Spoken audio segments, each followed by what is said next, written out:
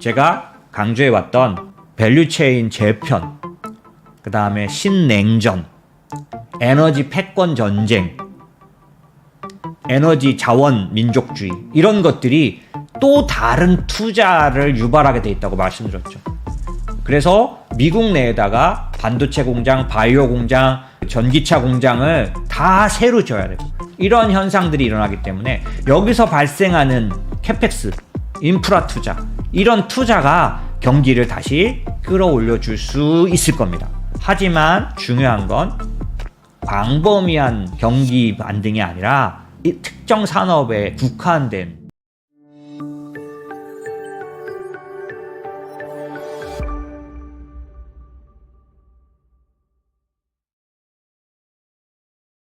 그래서 어떻게 할까? 그럼 이 상황에서 어떻게 투자하면 되나? 우리는 뭘 해야 되냐라고 해야 되는데, 첫 번째는 여러분들에게 먼저 말씀드리고 싶은 건 뭐냐면, 앙드레 코스톨라니의 산책 나간 주인과 개를 생각하셨으면 좋겠어요. 보시면 이 개는 왔다 갔다 합니다. 그럼 무슨 얘기냐면 좋아 보였다가 나빠 보였다가, 좋아 보였다 나빠 보였다 합니다. 그러나 사실은 변하지 않아요. 잘. 앙드레 코스톨라니는 제가 여러 번 소개해드렸지만 헝가리의 직접 투자자죠. 이 사람은 증권사나 이런 걸 차리지 않은 사람입니다. 개인 투자자요. 하지만 그 사람의 달걀 이론이라든지 뭐 여러 가지 얘기들은 많이 들어보셨을 텐데, 아주 냉철하게 투자해라, 뜨겁게 사랑하고 차갑게 다뤄라 라고 말하는 코스톨라니는 굉장히 어떤 인사이트 있는 말들을 했는데, 이 주인과 개는 여러 번 들어보셨을 거예요. 제가 여러분에게 먼저 말씀드리고 싶은 건, 지난달에 제가 범피로드가 될 것 같다라고 말했을 때 실제로 인플레이션 숫자는 현격하게 누가 봐도 떨어지는 숫자로 보이지 않을 수 있다는 얘기를 드린 거고요. 그랬을 때 사실이 변했는지, 그 암석과 같은 기반이 변했는지를 봐야 합니다. 기반이 변하지 않았을 때 시장이 왔다 갔다 하는 거에 따라 움직이실 필요가 별로 없고요. 대응해야 되겠죠. 어떻게 대응해야 될까요? 자, 제가 생각할 때는 이렇게 갈 거라고 봅니다. 우선은 기본적으로는 공급망 병목이 해결되면서 재화 상품에 관련된 인플레이션이 떨어지는, 뚝뚝 떨어지는 디스인플레이션이 많이 나타났어요. 하지만 이 재화 소비도 잉여 저축이 조금씩 소진돼 가기 때문에 이제 내려가기 시작합니다. 그래서 사실 마스터카드나 카드 회사들이 소비에 대한 지표를 발표할 때 저는 그걸 제일 중요시하게 생각하는데, 그 지표가 아직까진 살아있지만 아까 제가 보여드렸던 정점을 이르렀다라는 표현들은, 그런 모습들은 꽤 나타나고 있어요. 예를 들어서 이 소매 판매의 실질 금액은 옆으로 가고 있는 중입니다. 하지만 명목 금액이 높아지고 있기 때문에 지표는 마치 소비가 늘어나고 있는 것처럼 보이지만 사실은 그렇지는 않고 정점을 통과한 거는 어느 정도 현저하게 보여져요. 소비에 있어서. 그렇기 때문에 지금 말씀드린 것처럼 기본적으로 재화 소비는 이제 떨어져 갑니다. 하지만 이 뒤를 이어서 리오프닝 때문에, 코로나로부터 엑시트한 것 때문에 이제 서비스 소비가 지금 한창 올라오고 있는 중이에요. 그래서 이게 지금 우리 시장의 근심 아닙니까? 서비스 소비가 증가하니까 인플레이션이 다시 두드러기지게 올라오는 거 아니야? 라고 생각하는 거죠. 이 얘기에 대해서 제가 말씀드렸잖아요. 아니요. 서비스 소비가 느는 건 분명히 맞지만 그 서비스 소비에 인건비를 받아가는 그 임금 고용자들은 시간당 임금이 낮은 분들이고 이민자로부터 충족되기 때문에 공급은 곧 강하게 늘어나게 돼 있기 때문에 수요와 공급의 법칙으로 봤을 때 가격은 떨어질 겁니다 라고 말하는 거죠. 결국 서비스 소비도 이제 늘어날 만큼 늘어나고 나면, 왜냐하면 제가 생각할 때 올해 여름 정도까지는 이 방송을 보시는 여러분 모두 해외여행 한 번 정도는 가시고 싶으실 것 같아요. 그런데 갔다 오실 분들은 이미 다 갔다 오신 것 같아요. 아직은 아니고 올해 여름까지 하면 다 갔다 오실 겁니다. 그러면 코로나 때 못 간 한풀이를 했는데 또 할까요? 지금 항공주나 그쪽들이 실적이 늘어나는 여행, 레저 그런 소비가 또 이만큼 비율로 또 늘어날까요? 그럴 수는 없을 겁니다. 이것도 정점을 지나는 때가 오겠죠. 지금 현재 제가 보는 페이퍼에 의하면 24년도 중반쯤으로 예상됩니다. 지금 현재 어떤 걸 계산하냐면 저는 이거 계산하죠. 이 잉여 저축이 끝나가는 시기, 잉여 저축이 끝나가는 시그널들, 그 다음에 소비나 이런 것들이 줄어드는 시그널들, 그 다음에 여기 연준의 유동성이 QT에 의해서 흡출돼가지고 실제 M2가 적어지는 비율들 이런 것들을 계산하면 24년도 초 중반 거의 중반쯤 되면은 이제 침체의 어떤 모습이 뚜렷하게 나타날 수 있는 때가 올 걸로 보여집니다. 지금 아직은 아닌 거죠. 아직도 1년 이상 남아있는 겁니다. 1년 이상을 끌 수 있는 힘이 잉여저축과 시스템 내 유동성, 아까 예금과 대출 말씀드렸지만 미국의 사람들은 이자의 괴로움에 아직 직면하지 않았어요. 왜? 독특한 금융구조 때문에. 그 다음에 살포된 현금 때문에 아직 이자의 압박 속에 소비를 줄일 상태로 아직 되진 않았고 조금 줄이고는 있는데 그 줄이는 거는 가격 때문에 실적으로는 안 나오고 있다고 말씀드렸죠. 실적이 나빠지지는 않고 있다. 망가지지는 않는 거예요. 만약에 우리나라처럼 기본적으로 대출금리는 폭등하고 이런 식으로 이자 압박이 모기지라든지 이 모든 것들에서 변동금리에서 그냥 전방향적으로 압박이 왔으면 소비 줄입니다. 그래서 이번에 우리도 인플레이션 좀 떨어졌잖아요. 하지만 미국은 그런 압박이 아직 없어요. 그 압박이 나타나는데 1년을 걸릴 것 같습니다. 그렇기 때문에 노랜딩 얘기가 막 나오고 하지만 역사는 반복됩니다. 그래서 그런 측면에서 보면 이게 금리를 여기서부터 연준이 훨씬 더 많이 올리고 길게 올리는 것들이 절대로 이 시스템의 침체에 대한 영향을 안 줄 수는 없어요. 버틸 수는 있지만 시간은 여러분이 생각하는 것처럼 그렇게 짧게 아주 절벽이 나오지는 않지만 그래서 여러분이 기다리는 기업 실적 폭망은 여러분이 기다리는 때 안 옵니다. 예, 그래서 주가 시장도 마찬가지고요. 그렇긴 하겠지만 내년도 중반쯤 되면은 끝이 옵니다. 그런데 문제는 뭐냐면 저는 어떻게 생각하고 있냐면 그 시기를 누가 받아줄 거로 보느냐. 바톤을 받는 세력이 있을 거라는 거예요. 그게 누구냐? 정부일 거라는 거죠. 제가 강조해왔던 밸류체인 재편, 그 다음에 신냉전, 에너지 패권 전쟁, 에너지 자원 민족주의 이런 것들이 또 다른 투자를 유발하게 돼 있다고 말씀드렸죠. 그래서 미국 내에다가 반도체 공장, 바이오 공장, 전기차 공장을 다 새로 줘야 되고 유럽에도 다 새로 줘야 되고 중국에도 다 새로 줘야 되고 이런 현상들이 일어나기 때문에 여기서 발생하는 캐펙스, 인프라 투자 이런 투자가 경기를 다시 끌어올려 줄 수 있을 겁니다. 하지만 중요한 건 광범위한 경기 반등이 아니라 특정 산업에 국한된 상승일 거라는 거죠. 그래서 여러분에게 첫 번째 어떻게 하면 되느냐? 공포감에 젖어서 아무것도 못하고 공포감으로 의사결정을 하는 일은 하지 마시라. 특히 이제 침체는 임박했고 여러 가지 이제 나타날 모습만 있다는 거는 미국 같은 경우에는 특별히 그런 상황이 아니다라는 거고 그런 모습들 때문에 아무리 기다려도 여러분이 생각하는 끝은 오지 않는다. 그 시간 안에는 하지만 이제 어느 정도 시간이 되면은 끝이 올 수 있는데 그 시간이 요 다른 지금 경제구조 재편에 의해서 다시 그 시간도 짧아질 걸로 보인다. 그러니까 저한테 물어보자면 저는 계속해서 말씀드리고 있죠. 침체는 온다. 어떻게 이렇게 금리를 올렸는데 안 오겠냐. 하지만 마일드 리세션이다.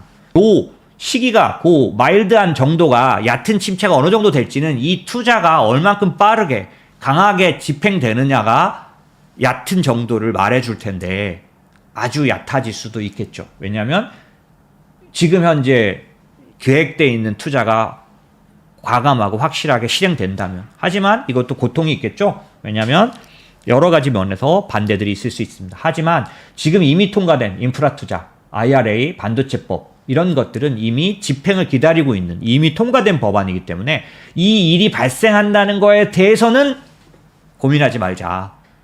이런 일이 안 일어나서 혹시 폭망 있지 않아? 아닙니다. 그건 없어요. 그 속도와 강도의 문제인 거지 실제로 이거는 이미 다 통과된 법들이죠.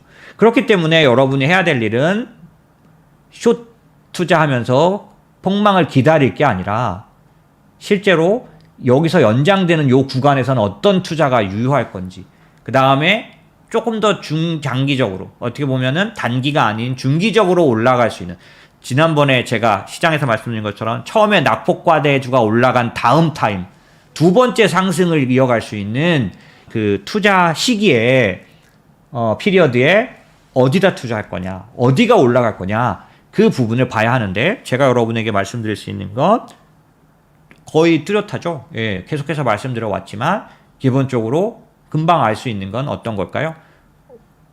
인플레이션 논쟁으로부터 아예 자유로운 것들이 꽤 있습니다. 예를 들면 방위산업 같은 것들이죠. 예, 그런 것들은 이 논쟁으로부터 떨어져 있는 거죠. 뭐 가치주냐 기술주냐 이걸 따질 필요가 없어요. 전에도 말했듯이 이제는 기술주 가치주 논쟁은 끝났습니다. 이제 예, 기술주가 많이 빠지는 PE 조정은 이미 끝났어요. 이제는 예전처럼 기술주면 올라가는 시기도 끝났어요. 이제는 어떤 기술주? 이 캐펙스 사이클에 포함된 기술주는 올라가겠죠. 또 금리가 웬만큼 5%대에 있어도 조금 더 시간을 걸쳐서 버는 돈도 벌지만 당장 버는 돈도 많은 기술회사도 많습니다. 예를 들면 인텔 같은 데들이, 그죠? 애플 같은 데들이죠. 거기는 기술주인가요? 네, 기술주입니다. 하지만 어때요? 바로 이익이 발생하는 기술주죠. 그러니까 기술주가 왜 금리가 높아질 때, 금리 걱정이 있을 때 못 올라갈까요? 금리가 높으면 할인율이 높아져서 그런 건데, 왜 할인율이 높으냐면 당장 이익이 발생하지 않기 때문에 1년 뒤에, 2년 뒤에 들어올 돈을 할인하느냐 그런 건데, 지금 당장 이익이 발생하는 기업들은 걱정할 게 없고 떨어질 이유도 없고, 이제 그런 광범위한 조정이 일어나던 2022년이 아니에요. 23년도는 올라간 놈은 올라가는 시장이 돼버린 거죠. 22년도에도 영국 시장이 최고치를 쳤던 이유를 제가 설명드렸잖아요. 당장 금리가 올라가도 실적이 뚝 떨어지지 않는 기업도 있다는 사실. 그게 누구예요? 그게 뭐예요?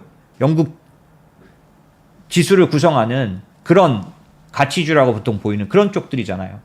그런 쪽들이 왜 작년도에 버텼냐면 기술주 조정에서 벗어나 있었으니까. 이제는 어떤 시기예요? 이제는 금리 때문에 어느 놈은 하락하고 올라가는 시기 아니에요. 이제는 뭐요?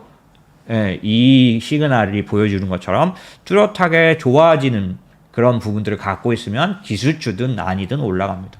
그런 측면에서 보면 확실하게 보장된 성장이 담보된 업종과 기업을 투자하는 거는, 예, 지금 이 갑자기 절벽이 나타날 거를 두려워하느냐고 몇 달 뒤 좀 지켜보고 뭐 이런 거 할 상황은 아니다 라는 얘기를 드리고 싶고, 채권 관련해서도 마찬가지지만 기본적으로 70년대에 인플레이션 시기와 유사한 시기 중에 지금 제가 말씀드리는 이런 시장과 유사한 시장이 94년도에 한 번 있었어요. 딱 연준이 금리를 미친 듯이 올렸는데 침체에 빠지지 않았던 유일한 때가 94년도라고 말씀드렸죠.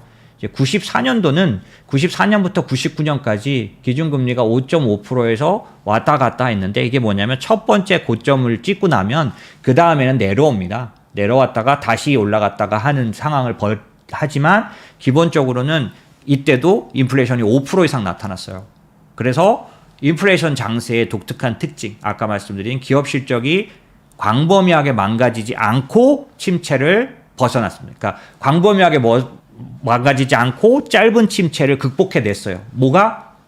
기업들의 성장이.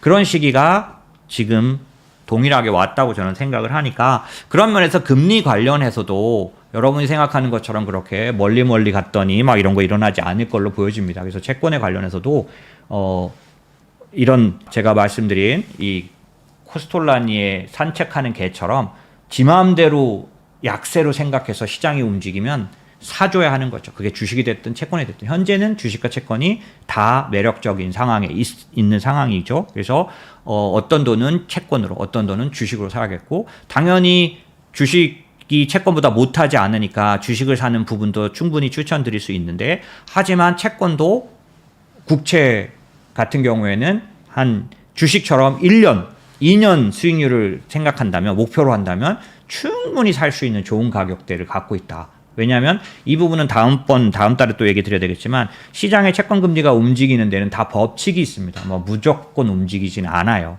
그런 측면으로 봤을 때 어느 이상 올라갈 수 없는 논리가 있습니다. 그게 뭐냐면 오늘은 이제 자세히 설명 못 드리지만, 이 경기는 보이지 않는 어떤 힘이 움직이냐면 실질 금리라는 게 움직입니다. 실질 금리. 그게 뭐냐면 명목 금리에서 인플레이션을 뺀 게 실질 금리잖아요. 실질 금리가 경제 체력보다 조금 더 높으면 경제가 무너져요.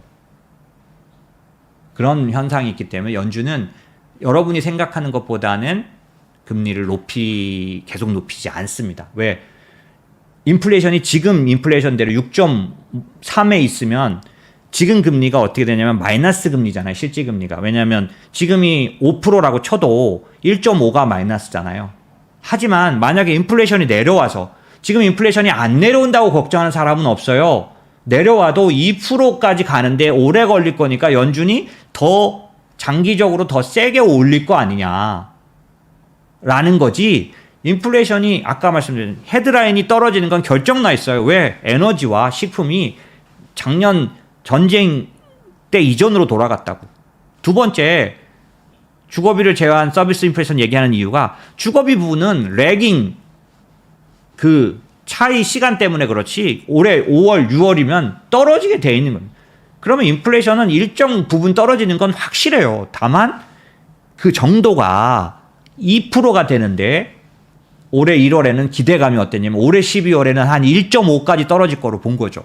헤드라인 말고 PC 기준으로 봤을 때 그렇게 봤는데 그건 안 될 것 같다라는 거죠. 그러니까 사실 시장이 지금 굉장히 힘들어하지만 떨어지긴 확실히 떨어지는. 그럼 만약에 시장 금리가 올해 말에 인플레이션이 4%라고 쳐보자고.